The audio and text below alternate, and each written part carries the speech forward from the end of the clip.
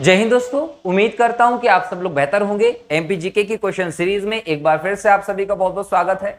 दोस्तों, एमपीजीके की question series का हमारा ये लगातार 34वां लेक्चर है और आज के इस लेक्चर में हम मध्य प्रदेश के साहित्यकार, उनके द्वारा रचित साहित्यों के बारे में, कृतियों के बारे में बात करने वाले हैं। अगर हम इस टॉपिक की बात करें तो मध्य प्रदेश स्तर की जितनी भी परीक्षाएं हैं उन सभी परीक्षाओं की दृष्टि से बहुत इंपॉर्टेंट टॉपिक है ये।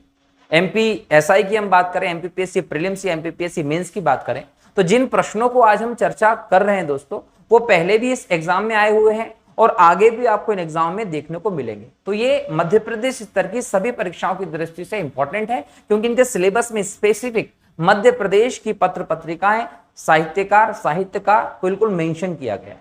क्लियर? तो इस लेक्चर को ना सिर्फ अच्छे से सुनना है बल्कि अच्छे से लिखना भी, क्योंकि इसको आपको बार बार रटना पड़ेगा क्योंकि बहुत सारे नाम, बहुत सारे डेटा इसमें ऐसा आएगा। क्लियर? तो चलिए शुरू करते हैं आज के इस लेक्चर, जिसमें आज का आपका पहला प्रश्न है, निम्नलिखित कवियों व उनके उपनामों, उपलब्धियों में असत्य युग्म को छांटना है।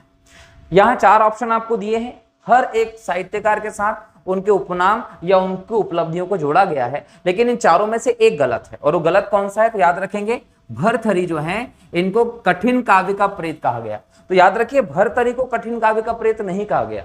जब हम साहित्य की दृष्टि से देखते हैं तो आचार्य केशवदास, जो केशवदास हैं, इनको कहा गया है कठिन काव्य का प्रेत। किसने कहा है तो रामचंद्र जी ने, रामचंद्र शुक्ल जो हैं, इनके द्वारा केशवदास जी को कठिन काव्य का प्रेत कहा गया है। केशवदास जी का संबंध कहां से है? ओरछा से है। ओरछा बेतवा नदी के किनारे मध्य प्रदेश का एक ऐतिहासिक पर्यटन स्थल है। रुद्र प्रताप जूदेव के द्वारा इसकी स्थापना की गई थी 16वीं सदी के आसपास। यहां पर आपको रामलला का मंदिर, जहांगीर महल, लक्ष्मी नारायण मंदिर, कई सारे पर्यटन स्थल दिखाई पड़ते हैं। क्लियर? तो इन्हें ही आप कठिन काव्य के प्रेत के नाम से जानते हैं, आचार्य केशवदास जी को। इन्होंने रसिक प्रिया, ठीक है, कवि प्रिय जैसी इंपॉर्टेंट ग्रंथ भी लिखे हैं। ये भी आप लोगों को ध्यान रखना है। क्लियर? तो केशवदास जी कहां से संबंधित रहे दोस्तों? ओरछा से संबंधित रहे, ये आप लोगों को ध्यान रखना है। कठिन काव्य का प्रेत इन्हें ही कहा जाता था। बाकी बाणभट्ट को साहित्य के वनांचल का केसरी कहा गया है, भवभूति को भारतीय मिल्टन कहा गया है और कालिदास जी को भारत का शेक्सपियर कहा गया है। ठीक है, अगला प्रश्न देखते हैं। मध्य प्रदेश के किस कवि को भारत का शेक्सपियर कहा गया है? कालिदास जी, अभी हमने देखा, कालिदास जी को भारत का शेक्सपियर कहते हैं। अगर हम यहां शेक्सपियर की बात करें दोस्तों तो 16वीं सदी में अंग्रेजी भाषा के, कौन सी भाषा के? अंग्रेजी भाषा के ब्रिटेन के ये प्रसिद्ध साहित्यकार रहे हैं। इन्होंने अंग्रेजी भाषा में कई सारे नाटकों की रचना की और इस माध्यम से इन्होंने प्रसिद्धि प्राप्त की है।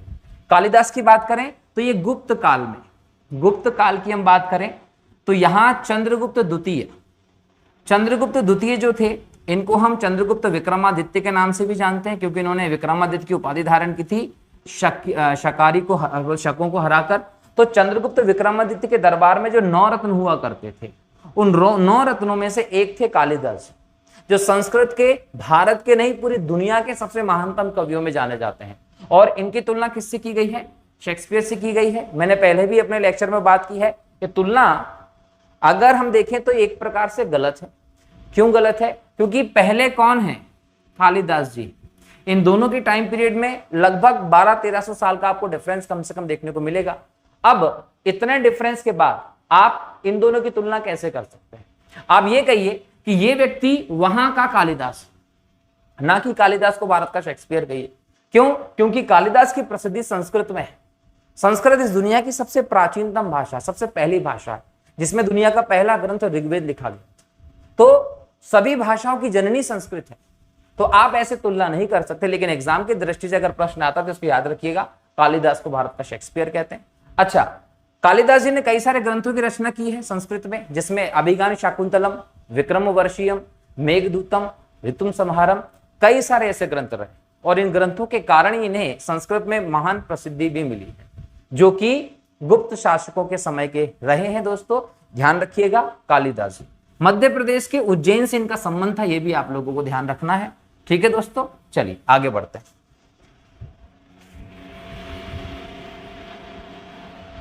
अगला प्रश्न है आपका, कालिदास के किस ग्रंथ में शिव पार्वती विवाह की कथा का वर्णन मिलता है?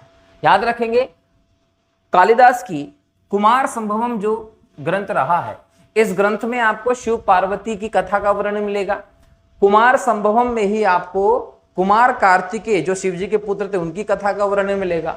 साथ ही साथ जो तारकासुर का वध किया था उस कथा का वर्णन भी आपको कुमार संभवम में देखने को मिलता है। ये रघुवंशम हो, कुमार संभवम हो, मेघदूतम हो, विक्रमवर्षियम हो, ये ग्रंथ भी कालिदास जी के ही है, याद रखेंगे। ठीक है, अगला प्रश्न है, मध्य प्रदेश के किस साहित्यकार की साधना स्थली उत्तर प्रदेश तथा समाधि स्थली राजस्थान रही?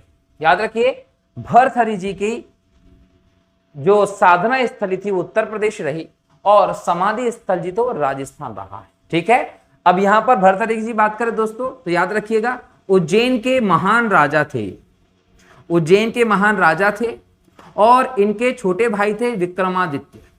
उज्जैन के विक्रमादित्य जो थे उनके छोटे भाई थे किसके? भर्तहरि के। भर्तहरि जी जो थे वो एक बड़े प्रसिद्ध महान राजा थे। इनकी पत्नी का नाम था पिंगला, इनकी पत्नी का नाम था पिंगला, लेकिन इनकी पत्नी का प्रेम किसी दूसरे पुरुष से हुआ और जब इनको इस बात की सच्चाई का पता चलता है तो इनको बहुत ज्यादा आहत होते हैं ये, और कहीं ना कहीं अपनी पत्नी की बेवफाई के कारण इनका राज शासन और सब चीजों से इनका मोह भंग हो गया और इन्होंने कहीं ना कहीं सन्यासी जीवन की तरफ ये बढ़ गए और लंबे समय तक इन्होंने तपस्या की। कहां तपस्या की? उज्जैन के पास जो गुफाएं मिलती हैं उन गुफाओं में आपको भर्तहरि की व्यवस्था देखने को मिलेगी और इन्होंने अपने हर रचना में 100 श्लोकों की व्यवस्था की, इसलिए इनकी रचनाओं को हम शतक के नाम से जानते हैं, जिसमें श्रृंगार शतक, नीति शतक, वैराग्य शतक प्रमुख रचनाएं रही। किसकी? भर्तहरि जी की, जिनका साधना स्थली उत्तर प्रदेश थी और समाधि स्थल इनका राजस्थान माना गया है। मध्य प्रदेश के उज्जैन से संबंधित थे, ये आप लोगों को ध्यान रखना, भर्तहरि जी। ठीक है, इनकी पत्नी का नाम था पिंगला, है ना। चलिए आगे बढ़ते हैं। अगला प्रश्न है, कवि पद्माकर किस राजा के दरबार में रहे हैं? दोस्तों याद रखिएगा, प्रताप सिंह, जगत सिंह, दौलतराव सिंधिया, इन तीनों के दरबार में कवि पद्माकर रहे हैं। तो उपरोक्त सभी जो है वो आपका उत्तर होता है। कवि पद्माकर किस राजा के दरबार में रहे हैं? तो कवि पद्माकर सभी राजाओं के दरबार में आपको देखने को मिलते हैं, ये ध्यान रखने की बात। ठीक है, कवि पद्माकर की हम लोगों ने यहां बात की है। आगे देखें, अगला प्रश्न है, हर्षचरित किसकी रचना है? दोस्तों हर्षचरित बाणभट्ट की रचना है। 7वीं सदी में हमारे देश में जो उत्तर भारत में नर्मदा का इलाका हम मानते हैं, यहां पर आपको एक वंश देखने को मिलता है, वर्धन वंश। ये वर्धन वंश जो था इसको हम पुष्यभूति वंश भी कहते हैं, क्योंकि इस पुष्यभूति वंश की स्थापना राजा पुष्यभूति ने की थी।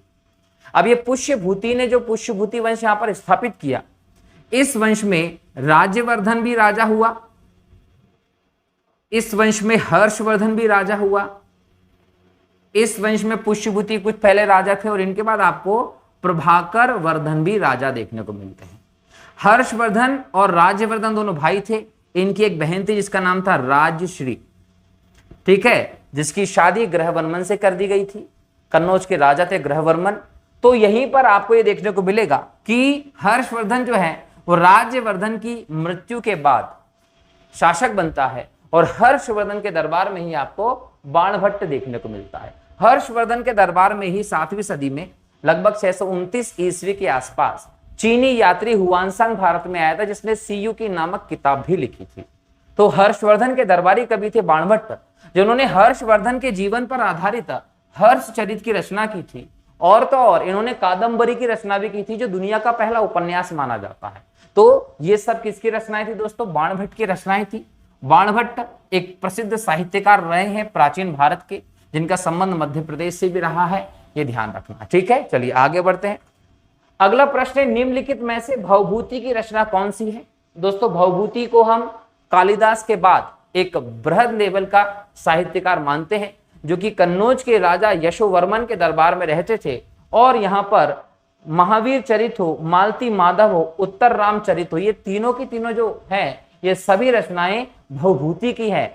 याद रखिएगा, कालिदास के बाद अगर हम किसी को संस्कृत में महानतम कवियों में, रचनाकारों में शामिल करते हैं तो हम भवभूति को करते हैं। क्लियर? और ये कन्नौज के राजा यशोवर्मन के दरबारी थे, ये भी आप लोगों को ध्यान रखना है। ठीक है, अगला प्रश्न है, मध्य प्रदेश के किस कवि ने प्रभा नाम की पत्रिका का प्रकाशन किया? प्रभा नाम की पत्रिका का प्रकाशन माखनलाल चतुर्वेदी जी ने किया था। प्रभा के अलावा हिम तरंगिणी, हिम किरीटिनी, युगचारण, अन्य ग्रंथों का भी माखनलाल चतुर्वेदी जी ने ही रचना किया था। ये सब माखनलाल चतुर्वेदी जी की रचनाएं थी। माखनलाल चतुर्वेदी जी जो थे दोस्तों, याद रखिएगा आपको कि इनका जन्म होता है 1889 में। कहां होता है? होशंगाबाद। ठीक है, होशंगाबाद का जो बाबई है वो इनकी जन्मभूमि रहा है। और 1968 के आसपास इनकी मृत्यु होती है भोपाल में।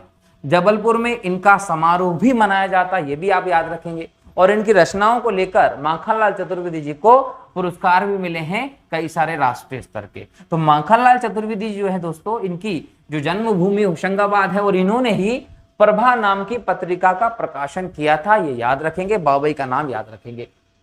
बिखरे मोती किसकी कृति है? याद रखेंगे, बिखरे मोती सुभद्रा कुमारी चौहान जी की कृति है। इसके अलावा इन्होंने मुकुल उन्मादिनी जैसी रचनाएं भी की थी। सुभद्रा कुमारी चौहान जी का जन्म हुआ था 1904 में। कहां हुआ था? प्रयागराज। उस समय आप इलाहाबाद बोलते थे, प्रयागराज में हुआ था। और 1948 में सिवनी में इनका मृत्यु हुआ था। तो अगर एग्जाम में पूछ ले कि मध्य प्रदेश के किस शहर से सुभद्रा कुमारी चौहान जी का संबंध ज्यादा रहा, तो 1948 में इनकी सिवनी में मृत्यु हुई थी। सुभद्रा कुमारी चौहान जी ने कई सारे ग्रंथ लिखे, लेकिन इनकी जो झांसी की रानी कविता लिखी गई थी, उससे इन्हें सबसे ज्यादा प्रसिद्धि मिली थी। वीर रस की कवियत्री थी सुभद्रा कुमारी चौहान जी, ये आप लोग याद रखेंगे। और इनका संबंध उत्तर प्रदेश के प्रयागराज से और मध्य प्रदेश के सिवनी से रहा है। अगला प्रश्न, निम्न में से कौन संविधान निर्माता परिषद का सदस्य रहा है? याद रखेंगे, बालकृष्ण शर्मा नवीन। बालकृष्ण शर्मा नवीन, जिसका संबंध मध्य प्रदेश के शाजापुर शहर से रहा है। ये भारत की संविधान निर्मात्री परिषद के सदस्य बने थे और एक स्वतंत्रता सेनानी भी थे। गांधी जी के साथ इन्होंने कई सारी यात्राओं में भाग लिया, आंदोलनों में भाग लिया, इन्होंने अनशन किया, इन्होंने कई बार जेल की यात्रा भी की थी। तो याद रखिएगा, बालकृष्ण शर्मा नवीन जो थे वो शाजापुर से रहे हैं और इनको संविधान निर्मात्री परिषद का सदस्य भी देखा गया है। भवानी प्रसाद मिश्र को विशेष ख्याति उनकी किस रचना से मिली है? ध्यान रखेंगे, भवानी प्रसाद मिश्र जी ने कई सारी रचनाएं की है, लेकिन गीत फरोश जो है उनसे इनको ज्यादा प्रसिद्धि मिली। इसके अलावा इन्होंने कहीं ना कहीं कालजयी और बुनी हुई रस्सी जैसी रचनाएं भी की थी, जिनको लेकर इनको प्रसिद्धि मिली, लेकिन सबसे ज्यादा इनको गीत फरोश को लेकर जाना गया। याद रखिए, भवानी प्रसाद मिश्र का संबंध भी होशंगाबाद से है और इनका जन्म जो हुआ था दोस्तों, वो हुआ था 1913 में। 1913 में इनका जन्म होशंगाबाद में हुआ था। ये आप लोगों को ध्यान रखना, किसका? भवानी प्रसाद मिश्र जी का। आगे के क्वेश्चंस में इनसे संबंधित और सारी रचनाएं आएंगी, तो याद रखिए, रचनाओं पे हम और बात करने वाले हैं। अगला प्रश्न है, हरिशंकर परसाई को मुख्यतः किस क्षेत्र में विशेष योगदान के लिए, ख्याति के लिए जाना जाता है? तो याद रखिए, व्यंग्य। हरिशंकर परसाई जो थे वो एक व्यंग्यकार थे। इन्होंने राजनीति को लेकर, समाज को लेकर, जो अर्थव्यवस्था, हर एक चीज को लेकर इन्होंने व्यंग्य की रचना की, हंसाने का काम करते थे। तो हरिशंकर परसाई जी जो थे वो दोस्तों इस प्रकार से आप देख रहे हैं। अच्छा, हरिशंकर परसाई जी जो, इनका जन्म हुआ था 1924 को होशंगाबाद में जन्म हुआ था और लगभग 1995 के आसपास हम देखें तो जबलपुर में इनकी मृत्यु हुई थी। कहां हुई थी? जबलपुर में इनकी मृत्यु हुई थी। रानी नागफनी की कहानी जो है, ये इनकी एक प्रसिद्ध रचना थी, ये भी आप लोग ध्यान रखेंगे। किसकी? हरिशंकर परसाई जी की, जो एग्जाम में आपसे पूछी जाती है। ठीक, अगला प्रश्न है, गुलाबी उर्दू का ख्यात नाम रचनाकार कौन है?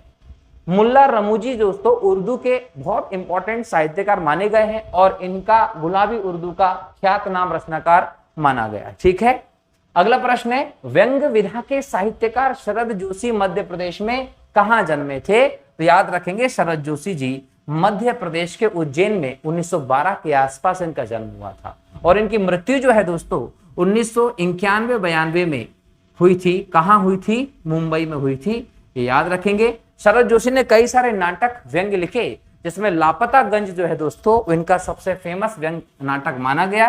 ये आप लोगों को ध्यान रखना है। कहां से संबंधित है? उज्जैन से। अगला प्रश्न है, विख्यात आलाखंड किसकी रचना है दोस्तों? तो याद रखेंगे, आलाखंड जगनीक जो है इनकी रचना है। आलाखंड में अलाउदल की बातें की गई हैं, उनको लेकर इसकी रचना की गई। अलाउदल जो है वो चंदेल राजा परमर्दी देव, चंदेल राजा थे जिनका नाम था परमर्दी देव। अब परमर्दी देव को परमल के नाम से भी आप लोग जानते हैं। तो इनके दरबार में ये थे और आलाखंड के ये दोनों नायक अलाउदल ने अपने जीवन में 52 लड़ाइयां लड़ी थी। इतने महान सेनापति थे कि 52 लड़ाइयां लड़ी थी और एक भी लड़ाई ये हारे नहीं थे। पृथ्वीराज चौहान के साथ इनका युद्ध हुआ, उस युद्ध में वीरता के साथ इन्होंने पृथ्वीराज चौहान की सेना को बहुत क्षति पहुंचाई, लेकिन अंत में मारे गए थे, हार गए थे। तो ये इनकी एक आखिरी पराजय थी। तो कहीं ना कहीं वीर रस पर आधारित आला उदल की कहानियां जो है वो रची गई जगनिक के द्वारा, ध्यान रखना है। आलाखंड की पांडुलिपि तैयार करने वाला कौन अंग्रेज था? चार्ल्स इलियट ने आलाखंड की पांडुलिपि तैयार की थी। अगला प्रश्न, निम्न में से कौन बुंदेली का लोक साहित्य के गौरव को बढ़ाने वाला कवि है? इसूरी। दोस्तों इसूरी जो है उनकी फाग जो है, इसूरी की फाग बहुत फेमस रही है और बुंदेलखंड का एक लोक साहित्य में इनका बहुत बड़ा योगदान देखने को मिलता है। मध्य प्रदेश के लोक कवि घाघ किस मुगल बादशाह के समकालिक थे? दोस्तों याद रखिएगा, जो घाघ थे ये जहां अकबर के समकालिक थे और घाघ का संबंध कन्नौज से रहा है। कहां से रहा है? कन्नौज से घाघ का संबंध रहा है और अकबर के समकालिक थे। अगर हम बात करें अकबर की, तो अकबर ने 1556 से लेकर 1605-6 के समय तक शासन किया है। इस समय अकबर की मृत्यु हो जाती है। 1656 में अकबर शासक बनता है। शासक बनता है किसके बाद? जब अकबर के अब्बा हुजूर हुमायूं की मृत्यु होती है, उनके बाद जो है वो आपको अकबर शासक दिखता है।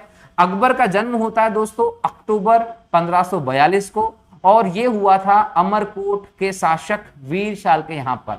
अमरकोट के शासक थे वीरसाल, उनके यहाँ पर अकबर का जन्म हुआ था। हमीदा बानो बेगम जो थी वो इनकी माताजी थी, हुमायूं पिता थे। तो अकबर का जन्म हुआ और अकबर जो रहा है दोस्तों, उसने बहुत लंबे समय तक मुगल शासन को संभाला, जिसमें उसने कई सारे काम किए।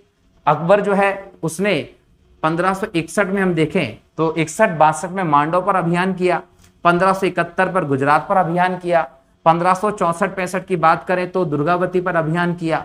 ठीक है, तो ये सारे अभियान किए। बुलंद दरवाजा बनवाया लगभग 1575 के आसपास, इबादत खाने की स्थापना करवाई। दीन ए इलाही अकबर ने कर धर्म स्थापित करवाया लगभग 1583 के आसपास। इलाही संवत का प्रारंभ करवाया अकबर ने और अकबर की अंतिम विजय 1601 में असीरगढ़ के किले पर थी, बुरहानपुर में, जिसकी लेकर कहा जाता है कि इसका ताला, गेट का ताला अकबर ने सोने की चाबी से खुलवाया था। क्लियर? तो ये सारी चीजें थी अकबर का दरबार में। 9 रत्न, जिसमें आपको तानसेन, बीरबल, है ना, मानसिंह जैसे लोग दिखाई पड़ते हैं। तो अकबर जो ये रहा, इसके समय पे आपको घाघ जो है वो दिखाई पड़ते हैं। और घाघ जो है उन्होंने दोस्तों लोक कवि थे, कई सारी रचनाएं उन्होंने की हैं, लेकिन आप इनको कृषि की दृष्टि से ज्यादा जानते हैं। इन्होंने कृषि को लेकर कई सारे रचनाएं की हैं। ठीक है, तो इसलिए इनका संबंध बहुत ज्यादा कृषि से है, ये भी आप लोगों को ध्यान रखना है। अगला प्रश्न देखते हैं। अगला प्रश्न है, किस लोक कवि को महान कृषि पंडित भी माना गया है? तो अभी मैंने कहा घाघ जो है इनको आप महान कृषि पंडित के नाम से जानते हैं। घाघ का संबंध मैंने कहा कन्नौज से है, लेकिन इनकी जो ग्रंथ है, इनकी जो कृतियां हैं, उनमें इन्होंने कैसी चीजें कि बीज कैसे बोएं, बीज के मध्य की दूरी, ठीक है, तो इस प्रकार की मिट्टी की उर्वरता, इस प्रकार की इन्होंने रचनाएं की हैं जिसमें कृषि से संबंधित इंपॉर्टेंट चीजों को इन्होंने इंगित किया है अपनी रचनाओं में। इसलिए जो घाघ है इनको आप महान कृषि पंडित भी कहते हैं। अगला प्रश्न है, संत सिंगाजी मध्य प्रदेश के किस क्षेत्र के निवासी थे? सिंगाजी निमाड़ के निवासी थे, आप लोगों को ध्यान रखना है। संत सिंगाजी किसके समकालिक माने जाते हैं? जब हमारे यहाँ पर कबीर थे दोस्तों, कबीर, उसी समय पर आपको सिंगाजी भी दिखाई पड़ते हैं। अगला प्रश्न, व्याकरण के रचयिता कौन माने जाते हैं? तो व्याकरण के मान्य रचयिता माने जाते हैं कामता प्रसाद गुरुजी। इनको आप हिंदी व्याकरण का पाणिनि कहते हैं। पाणिनि ने अष्टाध्यायी ग्रंथ लिखा था दोस्तों। तो संस्कृत में व्याकरण के लिए अगर इंपॉर्टेंट योगदान आपको किसी को दिखता है तो वो किसका है? पाणिनि का आपको देखने को मिलता है योगदान। तो जिस प्रकार से संस्कृत में पाणिनि का योगदान दिखता है, वैसे ही आप कामता प्रसाद गुरु का हिंदी में योगदान देखते हैं। हिंदी के व्याकरण के रचनाकार जो है वो कामता प्रसाद गुरु हैं, जो कि सागर से संबंधित है। कहां से संबंधित? सागर से। और 1875 में इनका जन्म हुआ था। तो कामता प्रसाद गुरु को आप हिंदी का पाणिनि भी कहते हैं, ये भी आप लोगों को ध्यान रखना। ठीक, अगला प्रश्न है, मध्य प्रदेश के बघेलखंडी भाषा किस जिले में नहीं बोली जाती? तो याद रखिए बालाघाट जो है, सॉरी, किस जिले में नहीं बोली जाती? तो बघेलखंडी जो है दोस्तों बालाघाट में नहीं बोली जाती है। रीवा, सतना, उमरिया में बघेलखंडी चलती है, बालाघाट में नहीं चलती। कोरकू बोली के मुख्य जिले कौन से हैं दोस्तों? तो छिंदवाड़ा में भी कोरकू है, होशंगाबाद में भी कोरकू है, बैतूल में भी कोरकू है, सभी जिलों में कोरकू बोली जाती है। मध्य प्रदेश के किस साहित्यकार को एक भारतीय आत्मा कहा गया है? दोस्तों माखनलाल चतुर्वेदी जी को एक भारतीय आत्मा कहा गया है, होशंगाबाद में जन्म हुआ था। अगला प्रश्न है, चक्रधर फेलोशिप किसके लिए दी जाती है? दोस्तों चक्रधर फेलोशिप जो है वो चक्रधर सिंह के याद में, उनकी स्मृति में दी जाती है। और ये फेलोशिप जो दोस्तों वो शास्त्रीय संगीत के संदर्भ में दी जाती है, क्योंकि चक्रधर सिंह जो थे ये खुद एक तबला वादक थे, और चूंकि चक्रधर सिंह खुद एक तबला वादक थे तो इनके लिए जो फेलोशिप दी जाती है वो भी संगीत में दी जाएगी, क्योंकि तबला जो है संगीत का वाद्य यंत्र है। तो इसलिए शास्त्रीय संगीत जो है उसमें चक्रधर फेलोशिप जो है वो दी जाती है, ध्यान रखेंगे। मध्य प्रदेश के रीवा के नरेश द्वारा आनंद रघुनंदन रचना की ख्याति प्राप्त है दोस्तों। तो पहले नाटक के तौर पर आनंद रघुनंदन की रचना जो है वो जानी जाती है। अमृता शेरगिल फेलोशिप किस क्षेत्र में दी जाती है दोस्तों? तो याद रखेंगे कि अमृता शेरगिल जो है इनका संबंध दोस्तों बूढ़ापेस्ट, बूढ़ापेस्ट दोस्तों कहाँ है? हंगरी में है, तो यूरोप का एक देश है, ठीक है। और ये चित्रकार थी, ये क्या थी? चित्रकार थी। अब चित्रकार का मतलब ललित कला, तो अमृता शेरगिल जो फेलोशिप है वो किस क्षेत्र में दी जाती है? ललित कला के क्षेत्र में दी जाती है। 1000 रुपए इसमें मासिक दिया जाता है। अगला प्रश्न है, मध्य प्रदेश शासन द्वारा संगीत के क्षेत्र में दी जाने वाली फेलोशिप कौन सी है? अलाउद्दीन खां फेलोशिप। दोस्तों अलाउद्दीन खां जो थे उनका जन्म जो है वो हुआ था लगभग 1862 के आसपास। कहां पर हुआ था? बांग्लादेश में। और इनकी डेथ हुई थी मेहर में, सतना में। तो सतना को आप संगीत की नगरी भी कहते हैं, तो इसलिए सरोद वादक अलाउद्दीन खां जो थे इनके नाम पर संगीत की फेलोशिप भी दी जाती है। अगला प्रश्न है, यह फेलोशिप रूपांकर कला के क्षेत्र में दी जाती, कौन सी फेलोशिप दी जाती? चक्रधर फेलोशिप, ठीक है। अगला है दोस्तों, सम्रांगण सूत्र की रचना किसने की थी? सम्रांगण सूत्र की रचना की थी राजा भोज ने। सरस्वती कंठाभरण, वाणी विलास, अन्य कई रचनाएं थी किसकी? राजा भोज की, जो परमार वंश के महान शासक हुए, जिन्होंने धार में सरस्वती मंदिर जो है वो भी बना, स्कूल विद्यालय बनवाया था। इन्होंने आपका महाकाल का जो मंदिर है वो बनवाया था। जो राजा भोज का भोजपुर का शिव मंदिर है वो भी इन्होंने बनवाया था बेतवा किनारे पर। तो इंपॉर्टेंट काम इनके रहे हैं। मध्य प्रदेश के किस कवि का मूल नाम रामचंद्र द्विवेदी था? कवि प्रदीप का मूल नाम रामचंद्र द्विवेदी था। शतकाय किसकी रचना है? तो भर्तृहरि की रचना थी शतकाय, ध्यान रखेंगे। नर्तन सर्वस्व नामक 611 किलो वजनी ग्रंथ किसने लिखा था? राजा चक्रधर सिंह ने लिखा था। निम्नलिखित में से किसका वास्तविक नाम श्रीकंठ था? तो बाणभट्ट का नाम श्रीकंठ था, जिसके बारे में मैंने बात की थी थोड़ी देर पहले। मिट्टी की बारात किसकी रचना है? शिव मंगल सिंह सुमन जो थे दोस्तों, इनकी रचना थी मिट्टी की बारात। तो मिट्टी की बारात शिव मंगल सिंह सुमन की रचना थी। इनका संबंध दोस्तों याद रखिएगा, इनका जन्म हुआ था उन्नाव में, उन्नाव यूपी में 1915 में इनका जन्म हुआ था और इनकी मृत्यु हुई थी उज्जैन में। तो उज्जैन में इनकी मृत्यु हुई थी। तो इस प्रकार से शिव मंगल सिंह सुमन का संबंध जो रहा वो रहा मध्य प्रदेश से, ध्यान रखेंगे, ठीक है। अगला प्रश्न है, निम्नलिखित में से कौन सी कृति हरिशंकर परसाई की नहीं है? याद रखिए, हरिशंकर परसाई की हिल्लोल रचना नहीं रही है। रानी नागफनी की कहानी, तट की खोज, हंसते हैं रोते हैं, तीनों रचनाओं को लिख लीजिएगा। रानी नागफनी की कहानी, तट की खोज, हंसते हैं रोते हैं, तीनों रचनाएं किसकी हैं? हरिशंकर परसाई की हैं, ये ध्यान रखेंगे। अगला प्रश्न है, निम्नलिखित में से कौन सी रचना माखनलाल चतुर्वेदी की नहीं है? समा के खेल, ये जो है ये माखनलाल चतुर्वेदी की नहीं है। युगचारण हो, हिम तरंगिणी हो, हिम किरीटनी हो, तीनों रचनाएं किसकी हैं? माखनलाल चतुर्वेदी की है। कौन सा कथन गलत है वो बताना है। कालिदास हिंदी के प्रसिद्ध कवि थे। पुष्प की अभिलाषा माखनलाल चतुर्वेदी की है। गुलाबी उर्दू शैली के प्रवर्तक मुल्ला रामू जी हैं। शरद जोशी व्यंग्यकार थे, याद रखिए शरद जोशी व्यंग्यकार थे, बिल्कुल सही है। गुलाबी उर्दू मुल्ला रामू जी हैं, बिल्कुल सही है। पुष्प की अभिलाषा माखनलाल चतुर्वेदी जी की रचना बिल्कुल सही है। कालिदास दोस्तों हिंदी के नहीं संस्कृत के महान कवि रहे हैं, ये ध्यान रखिएगा। हिंदी तो उस समय तक विकसित ही नहीं हुई थी जब कालिदास जी थे जब, ठीक है। तो पहला वाला आपका उत्तर हो जाएगा, क्योंकि ये कथन सत्य नहीं है। अगला प्रश्न है, काठ का सपना किसकी रचना है? गजानन माधव मुक्तिबोध की रचना है काठ का सपना। गजानन मानव मुक्तिबोध जो है दोस्तों, इनका संबंध श्योपुर मध्य प्रदेश से रहा है, याद रखिएगा। चांद का मुंह टेढ़ा जैसी इंपॉर्टेंट रचनाएं लिखी थी गजानन मानव मुक्तिबोध के द्वारा। निम्न में से किस लोक साहित्यकार को बुंदेलखंड का जयदेव कहा जाता है? ईसुरी को बुंदेलखंड का जयदेव कहा जाता है। इसमें से कौन मध्य प्रदेश से संबंधित नहीं है? तो दिनकर, याद रखिए, मुक्तिबोध, सुमन और नवीन तीनों मध्य प्रदेश से संबंध है। बालकृष्ण शर्मा नवीन के बारे में बताया, शाजापुर से रहे। शिव मंगल सिंह सुमन के बारे में बताया, उज्जैन में इनकी मृत्यु हुई थी। और मुक्तिबोध श्योपुर से संबंधित रहे हैं। लेकिन अगर दिनकर की बात करें दोस्तों, तो याद रखिएगा दिनकर जो रहे इनका संबंध बिहार से रहा है और इन्होंने रश्मि रथी, उर्वशी जैसी इंपॉर्टेंट जो रचनाएं वो लिखी हैं। ठीक है।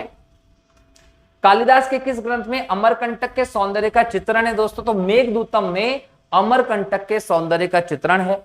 मध्य प्रदेश में निम्न में से कौन सी बोली नहीं बोली जाती? कौरवी नहीं बोली जाती, ये छत्तीसगढ़ की बोली है। निम्न में से कौन सा संस्कृत कवि मध्य प्रदेश का नहीं है दोस्तों? कल्हण। कल्हण जो है इसने कश्मीर के इतिहास पर आधारित रजत रंगनी लिखी है, जिससे आपको कश्मीर के बारे में इंपॉर्टेंट जानकारी मिलती है। बाकी भवभूति हो, मंडन मिश्र हो या कालिदास, तीनों मध्य प्रदेश से संबंधित रहे हैं। प्रसिद्ध व्यंग्यकार व साहित्यकार हरिशंकर परसाई मध्य प्रदेश के किस नगर में रहते थे? जबलपुर में रहते थे। समय के पांव किसकी कृति है दोस्तों? तो समय के पांव जो है माखनलाल चतुर्वेदी जी की कृति है। श्री अशोक वाजपेयी क्या थे दोस्तों? तो श्री अशोक वाजपेयी साहित्यकार थे। निम्नलिखित में कौन सी भवभूति की नहीं है रचना? तो नीति शतक नहीं है, ये भरथरी की रचना है, जिनके बारे में मैंने थोड़ी देर पहले बात की थी। उत्तर रामचरित, मालती माधव, महावीर चरित्र तीनों भवभूति की रचनाएं हैं। और भवभूति के बारे में मैंने बात की है कि भवभूति को कालिदास के बाद संस्कृत का दूसरा महानतम कवियों में आप देखते हैं, जो कन्नौज के राजा यशोवर्मन के दरबार में रहते थे। निम्नलिखित में से कौन सी रचना माखनलाल चतुर्वेदी की नहीं है? तो दोस्तों याद रखिएगा, झांसी की रानी सुभद्रा कुमारी चौहान की एक कविता थी, जिसकी वजह से सुभद्रा कुमारी चौहान जी को प्रसिद्धि मिली थी। समर्पण हो, समय के पांव हो या वनवासी हो, तीनों माखनलाल चतुर्वेदी जी की रचनाएं हैं। इनमें से कौन सी मध्य प्रदेश की बोली नहीं है दोस्तों? तो याद रखेंगे, भोजपुरी मध्य प्रदेश की बोली नहीं है, ये बिहार में चलती है। ब्रजभाषा हो, मालवी हो, निमाड़ी हो, ये मध्य प्रदेश की भाषाएं हैं। पुस्तक रंगों की बोली के लेखक कौन है? माखनलाल चतुर्वेदी जी हैं दोस्तों। राह किनारे बैठ पुस्तक के लेखक कौन है? शरद जोशी हैं दोस्तों, राह किनारे बैठ पुस्तक के लेखक। कामायनी एक पुनर्विचार के रचनाकार कौन है? जयशंकर प्रसाद जो है दोस्तों, कामायनी एक पुनर्विचार के रचनाकार हैं। जयशंकर प्रसाद का संबंध दोस्तों उत्तर प्रदेश के काशी से रहा है, याद रखिएगा। कविराज की कुंडलियां, मृत्यु अथवा हत्या और अमर बलिदान किसकी प्रमुख कृतियां हैं दोस्तों? तो ये हैं अटल बिहारी वाजपेयी जी, जिनका जन्म हुआ था 25 दिसंबर 1924 को। इनके जन्म दिवस को सुशासन दिवस के तौर पर मनाया जाता है हमारे देश में, गुड गवर्नेंस डे, जो कि भारत के 3 बार के प्रधानमंत्री रहे, ध्यान रखिएगा। ठीक है। कठिन काव्य का प्रेत किस व्यक्ति को कहा गया दोस्तों? तो कठिन काव्य का प्रेत जो है कवि केशवदास को कहा गया है। रहीम रेखा नामक पुस्तक के लेखक कौन है? तो बालकृष्ण शर्मा नवीन ने लिखी है रहीम रेखा नामक पुस्तक। मध्य प्रदेश के कौन से कवि ब्रह्म राक्षस के लेखक हैं दोस्तों? तो गजानन माधव मुक्तिबोध जो इन्होंने ब्रह्म राक्षस लिखा है। और गजानन माधव मुक्तिबोध के बारे में मैंने आपको बताया कि चांद का मुंह टेढ़ा जैसे ग्रंथ भी लिखे हैं। राखी की चुनौती किसकी रचना है? तो सुभद्रा कुमारी चौहान जी की रचना है। पुष्प की अभिलाषा नामक रचना किसकी है? माखनलाल चतुर्वेदी जी की रचना पुष्प की अभिलाषा।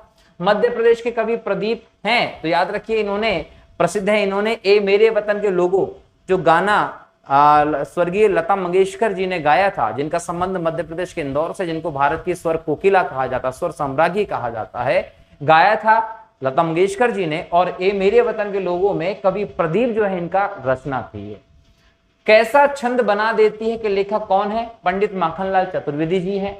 मध्य प्रदेश के किस प्रसिद्ध व्यक्तित्व ने कृष्णायन महाकाव्य की रचना की थी दोस्तों? तो द्वारका प्रसाद मिश्र ने की थी। द्वारका प्रसाद मिश्र दोस्तों मध्य प्रदेश के पूर्व मुख्यमंत्री भी रहे हैं और स्वतंत्रता सेनानी भी थे। इन्होंने 1963 से 1967 के बीच में हमारे मध्य प्रदेश के मुख्यमंत्री के तौर पर भी काम किया था, ये आपको ध्यान रखना है।